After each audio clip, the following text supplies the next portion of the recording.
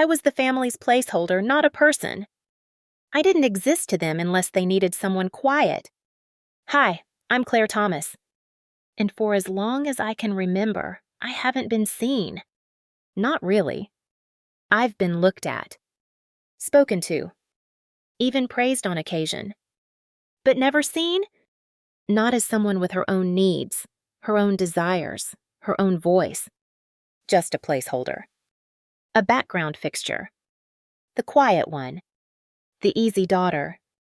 My older sister Emily was everything I wasn't: loud, bright, magnetic. She filled every room she walked into like light pouring through a window. Straight A's, violin prodigy, captain of the debate team, student council president. She was the daughter who made teachers remember our last name and neighbors bring up that gifted one. I was the daughter they nodded at politely.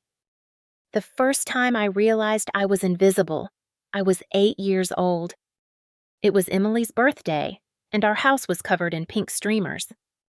A bounce house in the yard, cupcakes with edible glitter, a magician, a DJ. She got rollerblades, a karaoke machine, and a gold necklace with her name engraved. I stood at the edge of it all, holding a paper plate, wondering what it felt like to have a day where everyone remembered you existed. 6 months later, my birthday came and went with no cake. No song. No gift. My mom forgot. My dad worked late. Emily had a piano recital that night, and I spent most of the evening sitting in the back of the auditorium holding her water bottle. When I finally whispered, "It's my birthday," to my mom in the car ride home, she gasped and said, "Oh, honey, why didn't you say something?" I was 8. That moment became a pattern. Every achievement I reached was just a quiet footnote to Emily's ongoing story.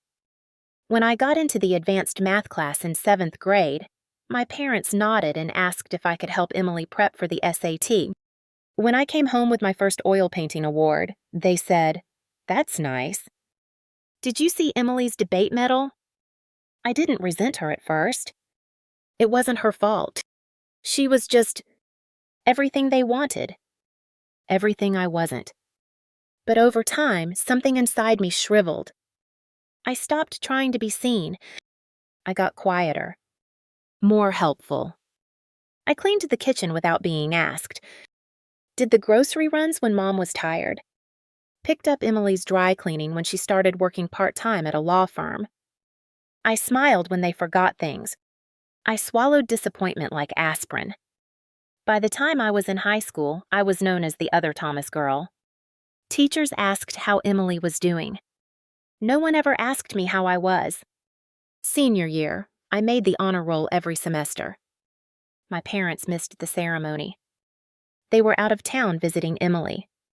I still remember sitting in the gymnasium, surrounded by clapping parents, clutching my certificate with shaking fingers.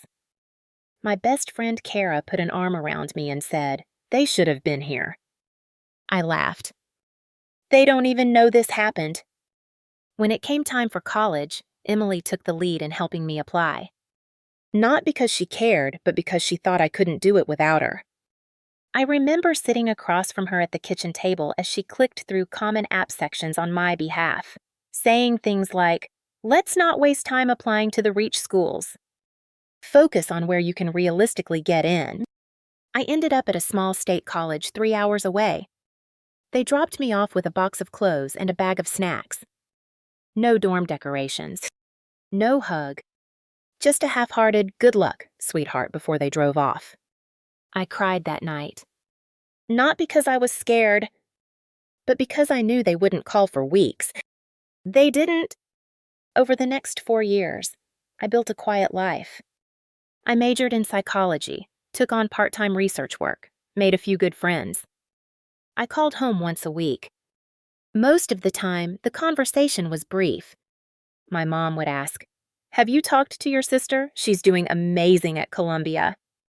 My dad would chime in, "She's presenting at a law symposium next month." Sometimes I wanted to scream, "Do you even know what I'm studying?"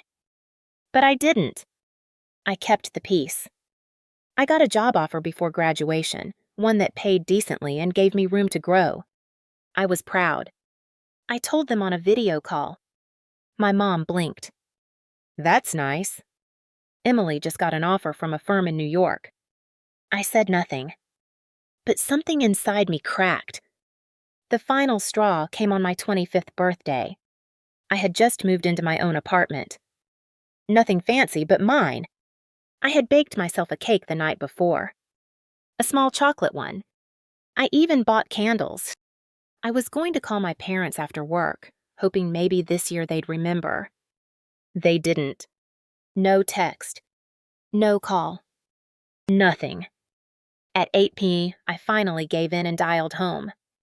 My mom answered. Hey, Claire. Can I call you back? We're at dinner with Emily.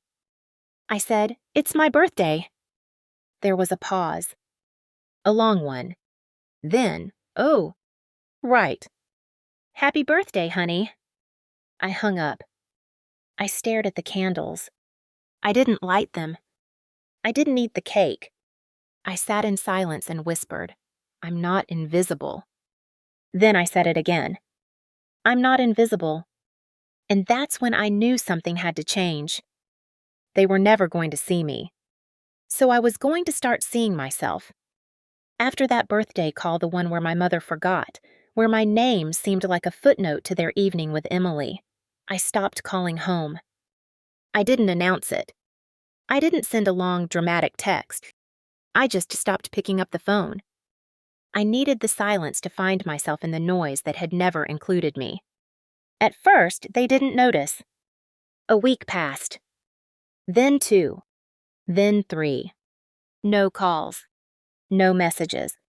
Not even a how are you on a Sunday afternoon. It hurt. But it also confirmed everything I already knew. I had spent my life contorting into whatever shape they needed: quiet, helpful, invisible. A convenient daughter. The one who didn't ask for much, who wouldn't make a scene, who always smiled and said, it's okay, even when it wasn't. I thought about every role I had played for them: the emotional sponge, the background helper, the crisis buffer. I thought about every time I carried my own grief while they poured their energy into Emily's triumphs or troubles. She cried, they ran. I cried, they changed the subject. In the weeks that followed, I focused on building a life where I wasn't optional. I started therapy. My therapist, Maria, was the first person who didn't look away when I said, I feel like I've never been allowed to exist fully. She nodded and said, that's not a feeling.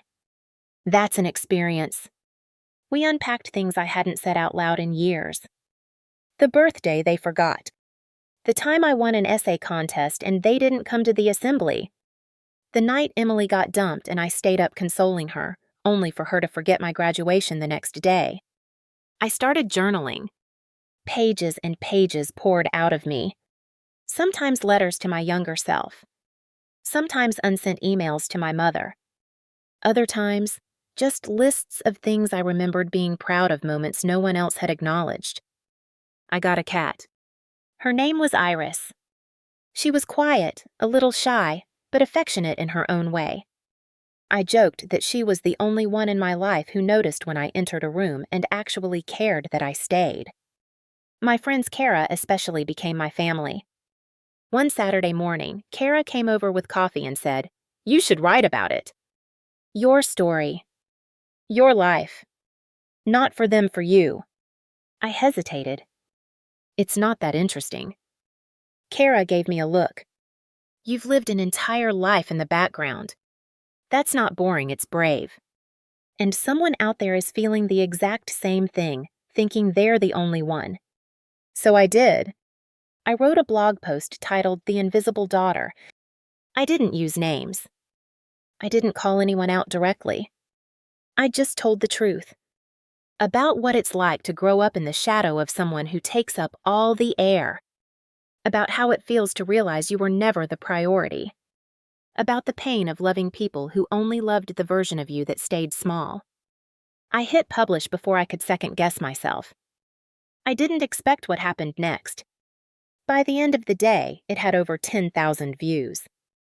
By the end of the week, 50,000. The comments flooded in. I thought I was the only one. This feels like someone finally put my life into words. I'm the second daughter, too. Always second. Always quiet. Some comments made me cry. Others made me angry for all the girls like me forgotten, helpful, polite daughters who had spent decades starving for acknowledgement. One message stood out. It said I printed this and gave it to my mother. She cried. She didn't realize what she had done. Thank you. It was the first time I realized that my invisibility had power if I gave it shape. If I gave it language. That post turned into a series, then a newsletter, then guest posts on bigger platforms. People started reaching out for interviews. A woman who ran a small podcast about family estrangement invited me to share my story. I said yes. I still hadn't heard from my parents. But one day, I got an email from Emily. Subject line, your blog. The body of the message was short. I read what you wrote. I didn't know you felt that way. I'm sorry if I ever made things worse. I was just trying to survive, too. There it was, passive, distant, but the first recognition I'd received from her in years. I didn't reply. I didn't delete it either. Because I didn't need a perfect apology.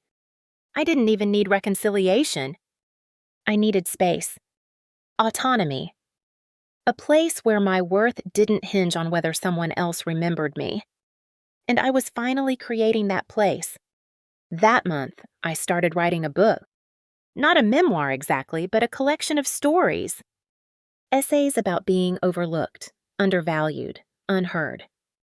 About becoming visible to yourself after a lifetime of shrinking for others. The working title was Ghost in My Own House. I told no one at first. But every page I wrote felt like a small reclamation. I lit candles at night. I wrote until midnight. I sat in silence with myself and felt, for the first time, like I was fully present in my own life. I wasn't background anymore. I was the author. The first time I spoke my truth out loud in front of a crowd, my voice shook. It was a small community bookstore event for writers sharing personal essays. I almost didn't go. My hands trembled as I signed the check-in sheet. I had printed my piece on thick paper so it wouldn't flap in my hands from nerves. Kara was in the front row, nodding at me, mouthing, "You've got this." I stepped up to the mic, took a breath, and read from Ghost in My Own House, a section about the year my family forgot my birthday. Again. And I sat in a dark kitchen with a single cupcake and no candles. When I finished, the room was still. And then came the applause. Not polite. Not obligatory. Sustained. Earnest. I looked up and saw a woman in her 40s wiping her eyes. Another woman leaned against her partner, squeezing her hand. A man in the back was nodding, like every word had landed exactly where it needed to. Afterward, people came up to me. One said, "You told my story." Another said, "I wish my sister could hear this. She thinks she's alone." I walked out of that bookstore into the night air and cried. Not from sadness, but from relief. The kind that comes from knowing you're not invisible anymore, not to yourself, and not to others. That reading went semi-viral when someone posted a clip to social media. A week later, I was invited to speak at a local university on family roles and erasure. I accepted. I told myself I was doing it for the audience, for the people who needed these words. But deep down, I think I was hoping someone from my family might see it. Might finally hear me. A few days before the event, I got a message from Emily. I saw the clip. "You're a good speaker. You always were. I just never noticed. I'm sorry." Short. Simple. It sat in my inbox for hours. This time, I replied, "Thank you. That means more than you know." I needed to hear it back then. But I'm glad to hear it now. She responded quickly. "If you're open to it, maybe we could talk sometime, just us." I didn't answer right away. I needed to sit with it. Because while part of me wanted that conversation desperately, another part of me was protective. Careful. I was finally building a sense of self that wasn't tethered to their approval. I brought it up in therapy. Maria asked, "What would you need from that conversation to feel safe?" "Honesty," I said. No denial. No, it wasn't that bad. Just truth. Do you think Emily's capable of that now? I think she might be trying. The night of the university event, I stood backstage with my printed speech and my nerves. Then I stepped onto the stage and something shifted. I wasn't the quiet girl in the corner anymore. I was a woman who had written herself back into existence. I told the audience about what it meant to grow up in a home where your name is remembered only after someone else's. I spoke about how invisibility is not just a feeling, it's an inheritance. A structure passed down. A silence trained into you. And I ended with this. I thought being the invisible daughter was my fate. But I've learned something since the only people who benefit from your silence are the ones who were never listening to begin with. Speak anyway.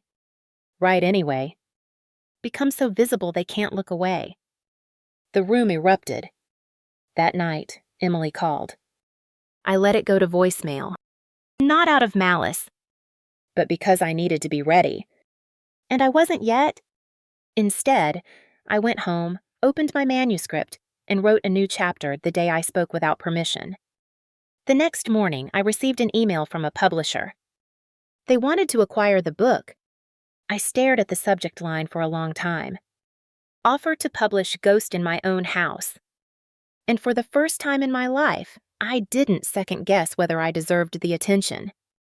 Because I knew I did. The publishing contract sat on my kitchen table for 2 full days before I signed it. Not because I doubted the deal. It was fair supportive, even. The editor was a woman who said my manuscript made her cry on the subway. She said she felt like she was reading a mirror. No, I waited because it felt too big. Too final. Like I was crossing into a version of my life where I couldn't shrink back again. Jess came over the night I finally signed. She brought sushi and a tiny bottle of champagne and insisted we toast in our pajamas. "You're not just telling your story," she said. "You're changing other people's." I nodded, still half in disbelief. "Do you think they'll read it, my parents?" "I don't know," she said. "But even if they do, that's not the point. This isn't for them." She was right. It wasn't. And yet, in quiet moments, especially late at night, I found myself wondering if they'd recognize themselves in the pages. If they'd understand the cost of their silence. If they'd finally, after all this time, see me. The book was set to launch in the fall. My publisher planned a small tour. They wanted to start with Portland, then Seattle, maybe Chicago. They said the demand was there. That readers were hungry for stories like mine. In the meantime, I kept writing, kept speaking, kept responding to emails from women across the country who said things like, "Your story made me grieve the girl I used to be. My sister was the favorite too. I thought I was broken. Thank you for showing us it's not too late to be visible." Some messages broke my heart. Others pieced it back together. One afternoon in early July, I got a letter in the mail. It was addressed in familiar handwriting, sharp, efficient, unmistakably my father's. Inside was a single sheet of paper. "Claire, your mother and I have been reading the excerpts. I'll admit, some of it was difficult. But it made us stop and really look at things. Not just the past, but what we've allowed to continue for far too long. I'm sorry we weren't there. We thought letting you be independent was the same as supporting you. We see now how wrong that was. We miss you. Dad." I read it 3 times. Then I folded it carefully, placed it in my desk drawer, and took a walk. I didn't cry. I didn't call. I didn't feel the sudden need to run back into their arms. What I felt was something quieter acknowledgement. It wasn't enough to undo everything, but it was something a single thread of truth after years of denial. That night, I journaled, "I'm no longer waiting to be seen, but it's nice to know they're finally looking." Emily texted a week later. I read the chapter about the recital. "I remember that day. I wish I had said something. I wish I had seen you then the way I see you now." "This time," I replied, "thank you. That means more than you know." She responded, "I'm learning. Still. If you ever want to talk, I'm here." I didn't commit, but I didn't say no. Instead, I went back to work. My podcast was gaining traction. I called it Out of Frame, a space for stories from people who had spent too long in the margins. Each episode featured someone whose identity, truth, or presence had been minimized by family, by culture, by circumstance. We talked about being the second choice, the backup plan, the reliable one who never got asked how she was doing. The response was overwhelming. Listeners said they finally felt seen, heard, validated. And as I built that platform, I realized I wasn't just telling my story anymore. I was building a new kind of family. One built on truth, empathy, and choice. One day, during a live stream Q&A, someone asked me, "If your parents came to your book launch, what would you do?" I paused, took a sip of water, and said, "I'd be polite. I'd be grateful, but I wouldn't hand them the mic." This is my story, and I've waited my whole life to tell it uninterrupted. The chat exploded with support. I ended the stream, sat in my office chair, and looked around at the space I had filled physically, emotionally, fully.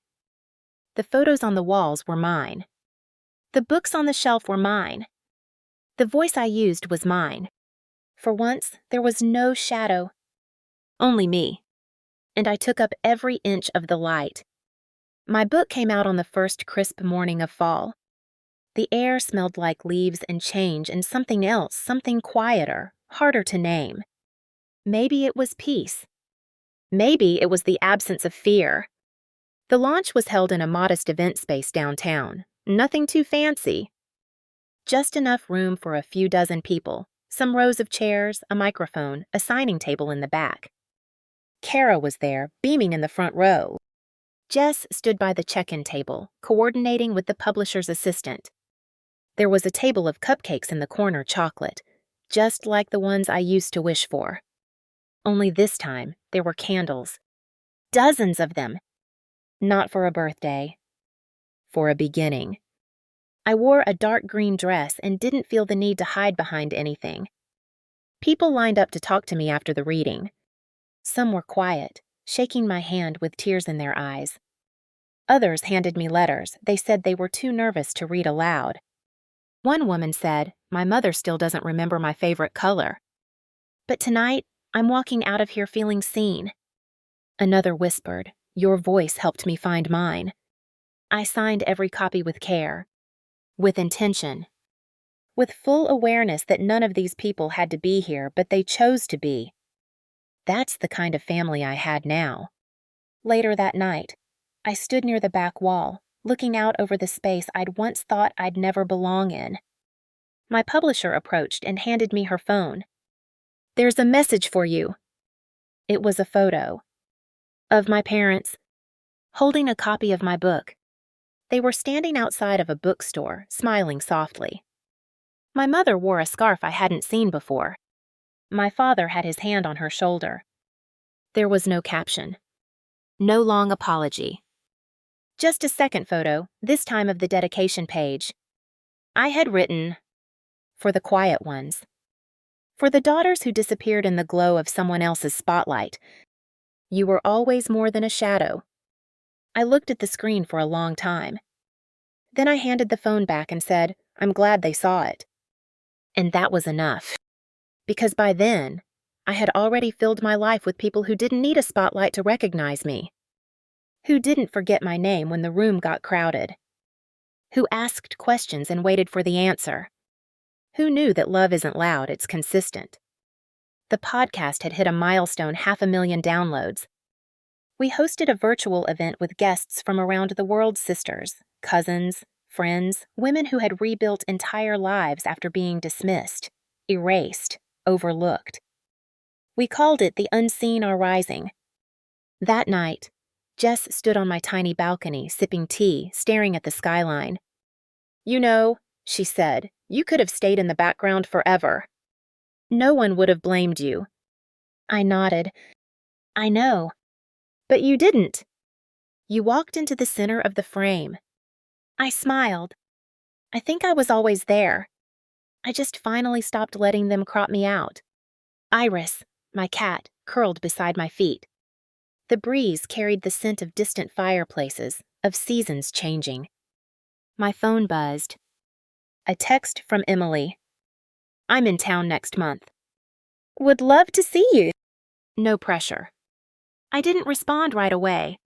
Not because I was afraid, but because I now understood the difference between urgency and importance.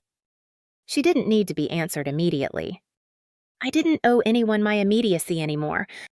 I sat down with a cup of tea and opened the file for my second book. The working title: Full Frame. And the first line I wrote was this: "Once I was the invisible daughter. Now I am the author of the truth." This time, the story was mine from the first page, and I wasn't going anywhere.